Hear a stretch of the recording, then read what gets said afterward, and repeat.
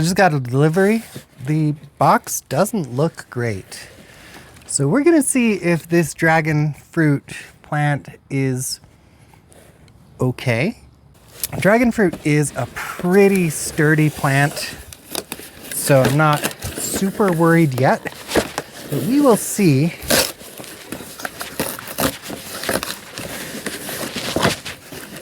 How it's looking. They do have a live arrival guarantee. Yeah, it's a little bit rough, but so here's what's in the box. Get off there. Looks like I've got a branch here. Got a branched cutting. What kind of rooting is going on in here? This is a cactus, so I do want to be careful not to whack myself in the face with it again. Luckily, I didn't get beat up too badly. All right, do you have roots? Yeah, you've got roots. Cool. Now, before we can pot this up, I'm actually going to want to get my trellis started, because I don't want to disturb the roots once my plant has started really growing. So it's good to have a trellis in place before things really take off. So I have in advance prepared this cedar post. It's a 4x4, and I've just attached a 2x6 to the end here to make something that will sit in the pot and be stabilized by the soil. And I'm going to pour some sand on top of this because the bottom of the pot is a little bit bumpy.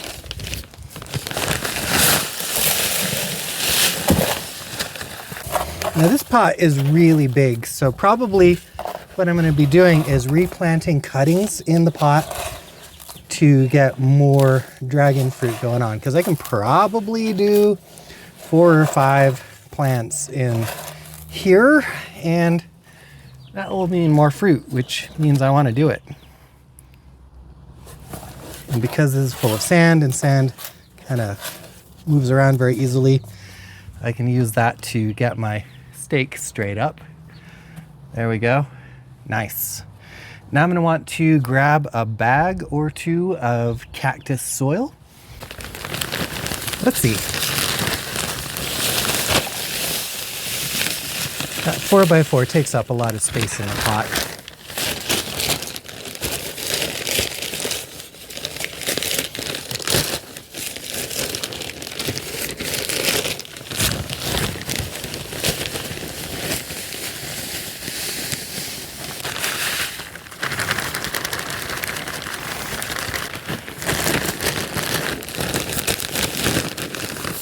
I need a bigger hole. That's not something you say every day.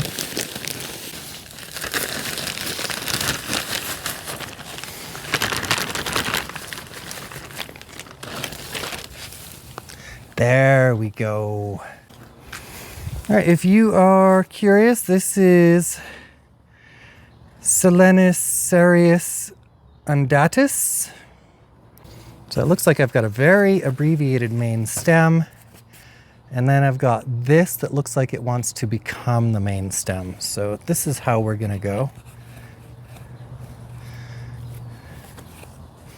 Now this looks good, but it is not stable. So we're going to take some additional steps here to get this secured.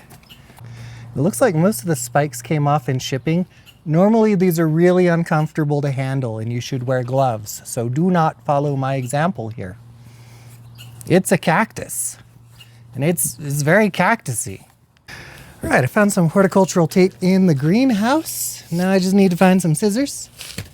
All right, now this stuff is good because it's stretchy, so you're less likely to cut off circulation to upper parts of the plant because you've got some tape wrapped around it. If what I have read is true, it should develop aerial roots and attach itself to the trellis.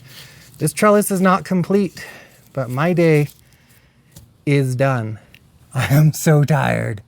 I've been in the greenhouse potting up all day, so Oh, there are needles there.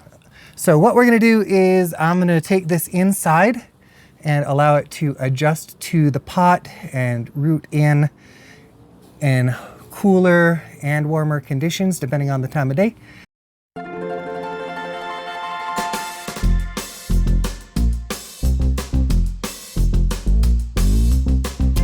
It's time to finish building the trellis. As you can see, I do change my shirt. All right, what you will need for your trellis is optionally drill, definitely some kind of screwdriver, and if it's not a power driver, you're gonna get sad.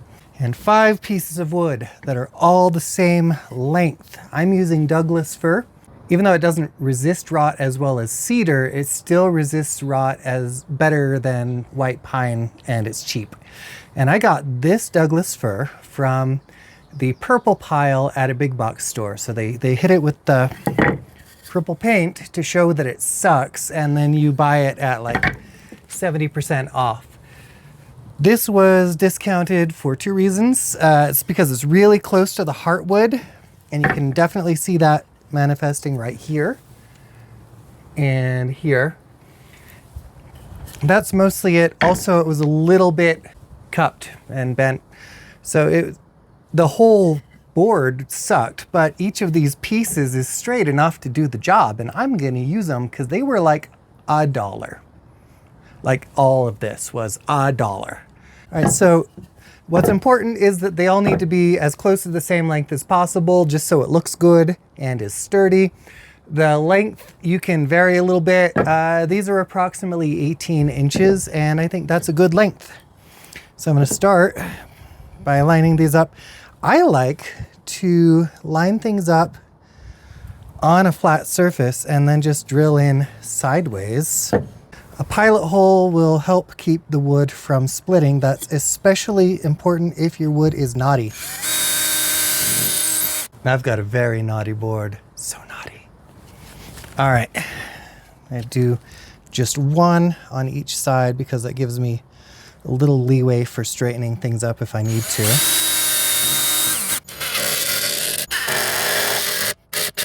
So that one may be a little longer. This one goes in the middle. I want this to be the one that's in the best shape.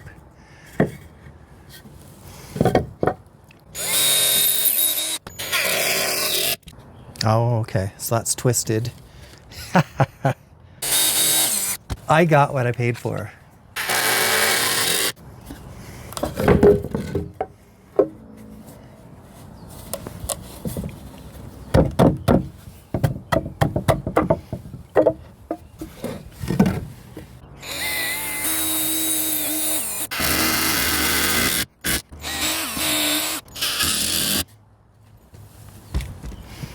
All right, and the other side should be easier.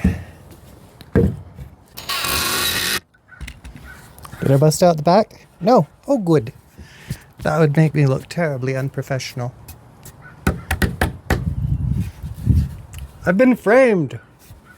Right, this looks way less twisted from that camera angle than it actually is. It's pretty twisted. So I've just so far set it on top. I just want to make sure it's approximately centered. If you are a precision craftsman, you will more carefully center it, and that's okay. I'm a casual craftsman.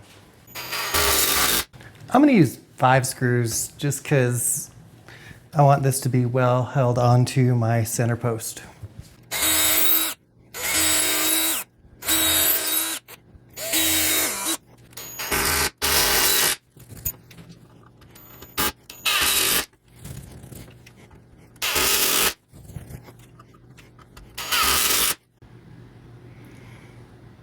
Right now I've got this turned to face the camera. I will be turning it to catch more light from the windows after the video is done, so keep that in mind. I looked up what this variety is called in common terms. This is Vietnam White, which is the dragon fruit you're most likely to get in the grocery store.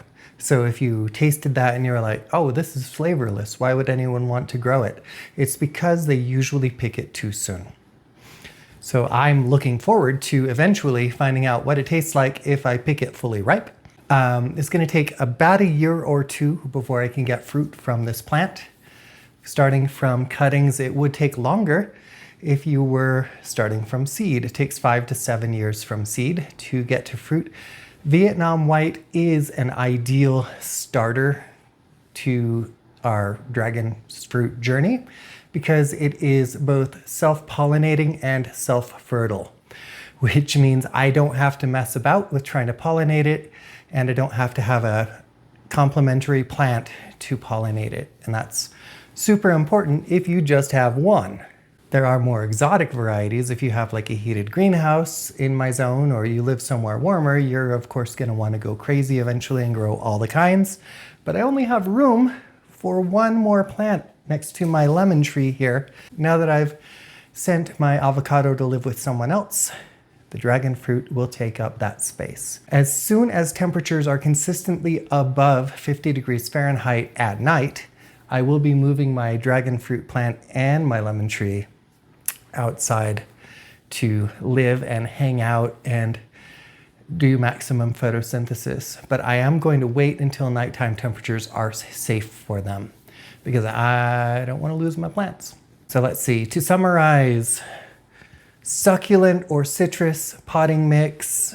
You're going to want a trellis that is at least 4 feet tall. I went with 5 feet, 6 feet is also good. Trellis goes all the way down and is fastened or anchored at the bottom somehow because this plant will get top heavy and could tip over in a wind if it's not secured properly. You don't have to use wood for your trellis. If you do use wood, cedar is best. That's why I used a cedar post. This wood up here will have a lot less contact with the water, so I'm not as concerned about that. Pressure treated is generally frowned upon because we're doing food here. You don't have to start from a rooted cutting. You can start from an unrooted cutting and root it yourself. These root pretty easily. Just make sure that the top is pointed up. And I'm really excited to watch this grow, and I hope you stick around to watch it grow with me. Make sure you've subscribed to my channel so that you can make sure you do that. Like this video if you enjoyed it. Thank you so much for joining me in my garden, but mostly in my sunroom. I hope you have a wonderful time in your own garden.